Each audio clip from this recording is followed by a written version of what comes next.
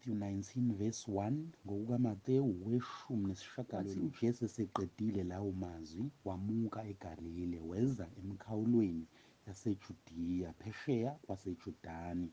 Izixuku ezinkulu zamlandela, waziphulukisa khona. Kwase kusondela kuye abaFarisi bamlinga bathi, "Kuvunyelwe yini ukuba indodana ilahle umkayo noma ngaliphi icala na?"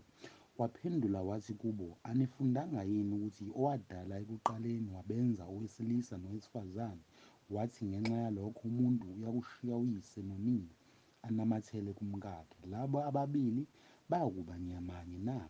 Ngakho abasebabili kodwa banyamanye. Ngakho-ke lokho akuhlanganisileyo uNkulunkulu umuntu makangakwahlukanisi." Bathi kuye, "Pho uMose wayalelani ukuthi makanikwe incwadi yesahlukaniso alahlwe na?" Wathi kubo, "Ngenxa yobulukhuni benhliziyo yenu uMose wanivumela ukwahlukana nabo omkenu, kepha kusukela kwasekuqaleni kwakungenjalo.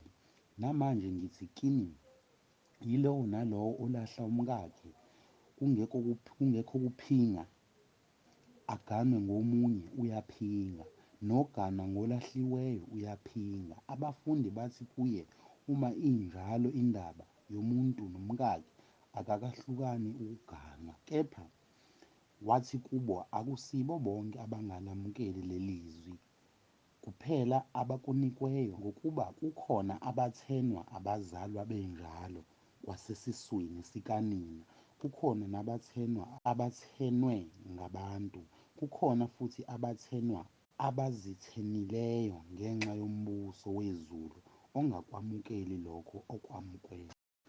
Khona kwalethwa kuye abantwana ukuba abeke izandla phezu kwabo akhuleke, kepha abafundi babakhuza." UJesu wayesethi, "Vumelani abantwana, ningabanqabeli ukuthi beze kimi, ngokuba umbuso wezulu ungowabo." Wayesebeka izandla phezu kwabo wamuka lapho.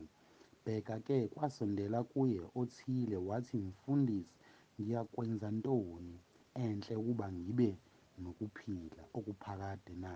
Wathi kuye, "Ungibuzelani ngokuhle na? Munye ongemuhle, kepha uma uthanda ukungena ekuphileni, gcina imiyalelo." Wathi kuye, "Miphi na?"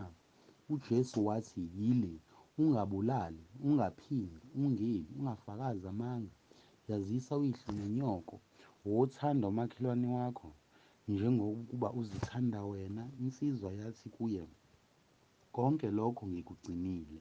Ngisasilalelweni na?" UJesu wathi kuye, "Uma uthanda ukuphelela, hamba uthengise ngempahla yakho, uphe abampofu, khona uzakuba negugu ezulwini, uze ungilandele." Yathi insizwa, ukuba izwe leli yamuka idabukile, ngokuba yayinengcebo enkulu. Kepha uJesu wathi kubafundi bakhe, "Ngiqinisile ngithi kini, onothileyo uyakungena kulukhuni embusweni wezulu. Futhi ngithi kini, kulula ukuba ikamelo lingene ngentunja yosungulo, kunokuba onothileyo angene embusweni kaNkulunkulu." Sebezwile lokho abafundi bethuka kakhulu, bathi, "Pho kungasindiswa bani na?" Kepha uJesu ebabheka wathi kubo, "Kubantu akunakwenzeka, kepha kuNkulunkulu kungenzeka konke." Khona uPetru wathatha wathi kuye, "Bheka, thina sishiye konke sakulandela, pho siyakutholani na?"